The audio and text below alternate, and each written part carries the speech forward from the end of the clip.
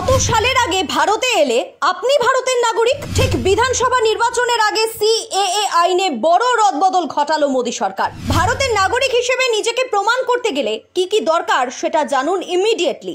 যারা নাগরিকত্ব পাবেন না তাদেরকে ভরা হবে এবার ডিটেনশন ক্যাম্পে। এবার পশ্চিমবঙ্গেও ডিটেনশন ক্যাম্প। কেন্দ্রের লেটেস্ট নির্দেশটা শুনেছেন তো? সিএএ এর নতুন সংশোধনীতেও মুসলিমদের জায়গা নেই। বাংলাদেশ, পাকিস্তান, আফগানিস্তান থেকে যারা এসেছেন ভারতে তারা খুব মন দিয়ে দেখুন এই ভিডিওটা। সবটা শুনে যতটা সহজ মনে হচ্ছে ততটাও কিন্তু নয়। এই যে বলা হচ্ছে আপনি যে ভারতের নাগরিক সেটা প্রমাণ করতে কোনো কাগজই দেখাতে হবে না, এর ভেতরেও কিন্তু একটা সূক্ষ্ম জট রয়েছে। তাহলে শুনুন, সিএএ আইনে কেন্দ্রের মোদী সরকার যে নতুন সংশোধনী প্রকাশ করলো সেখানে এক্স্যাক্টলি কি বলা হয়েছে। 2025 সালের আগে, সালটা কিন্তু ভালো করে মাথায় রাখবেন, আবার বলছি 2025-এর আগে ধর্মীয় উৎপীড়নে যারা যে সমস্ত হিন্দু, শিখ, বৌদ্ধ, জৈন, পার্সি, খ্রিস্ট ধর্মাবলম্বী মানুষ বাংলাদেশ, পাকিস্তান আর আফগানিস্তান থেকে ভারতে চলে এসেছেন, তারা এবার পাসপোর্ট, ভিসা বা অন্যান্য ডকুমেন্ট ছাড়াই ভারতে নিশ্চিন্তে থাকতে পারবেন। এবার এটা শুনে আপনার মনে হতে পারে কোনো কাগজ যখন দেখাতে হবে না তাহলে এমনি এমনি আপনারা ভারতের নাগরিক হয়ে গেলেন। না, বিষয়টা এতটাও সহজ নয়। হ্যাঁ, আপনাদের মনে হতেই পারে বৈধ কাগজপত্র ছাড়া ধর্মীয় উৎপীড়নের কারণে অমুসলিমরা যারা ভারতে চলে এসেছিলেন তারাই এবার নির্দ্বিধায় সিএএ এর আওতায় ভারতের নাগরিকত্ব পেতে আবেদন জানাতে পারবেন। তাদের জন্য থাকলো পরের কথাগুলো। নাগরিকত্ব পাবেন ঠিক, কিন্তু তার জন্য মানতে হবে কিছু নিয়ম। যদি আপনি আবেদন জানানোর জন্য তৈরি হচ্ছেন তাহলে শুনে নিন, আবেদন জানানোর আগে ভারতে অন্তত 1 বছর আপনাকে থাকতে হবে। শুধু তাই নয়, তার আগে 14 বছরের মধ্যে অন্তত 5 বছর থাকতে হবে আপনাকে ভারতে। তাহলেই আপনি অনায়াসে আবেদন বা অ্যাপ্লাই করতে পারবেন ভারতের নাগরিকত্ব পাওয়ার জন্য।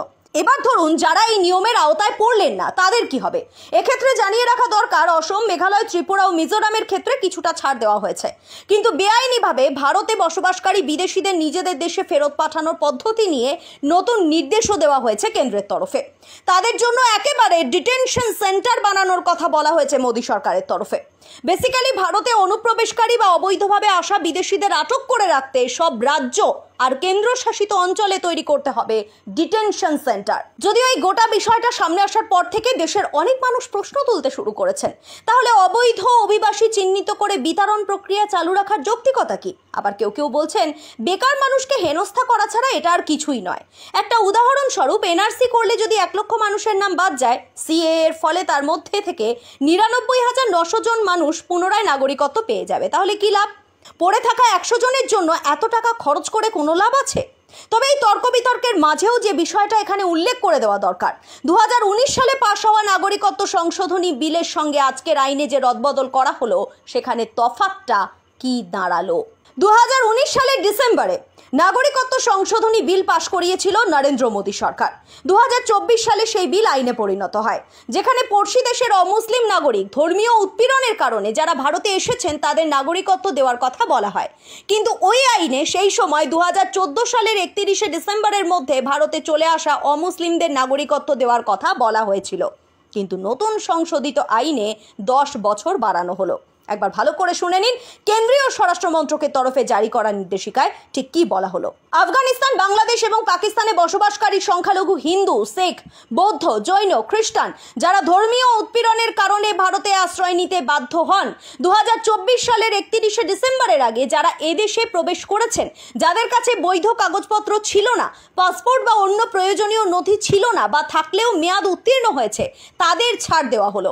বৈধ পাসপোর্ট, ভিসা দেখানোর নীতি কার্যকর হবে না তাদের ক্ষেত্রে। কিন্তু এই ক্ষেত্রেও সময়টা হয়ে গেল খুব বড় ফ্যাক্টর। একদম বিধানসভা নির্বাচনের ঠিক আগে সিএএ আইনে রদবদল করে মোদী সরকার ঠিক কি প্রমাণ করতে চাইলো মানুষের কাছে? এটা এখন লাখ টাকার প্রশ্ন। তার কারণ বাংলা সহ একাধিক রাজ্যে অনুপ্রবেশ ইস্যুতে পারদ চড়ছে। সব থেকে এই নিয়ে বেশি সরব কিন্তু বিজেপি। এমনকি বিহারে ভোটার তালিকায় এসআইআর হয়েছে, বাংলাতেও এসআইআর হবে বলে কথা চলছে।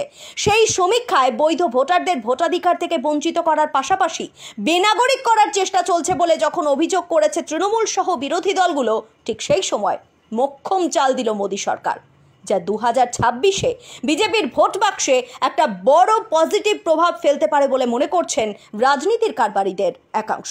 Bureau report, Bengal live.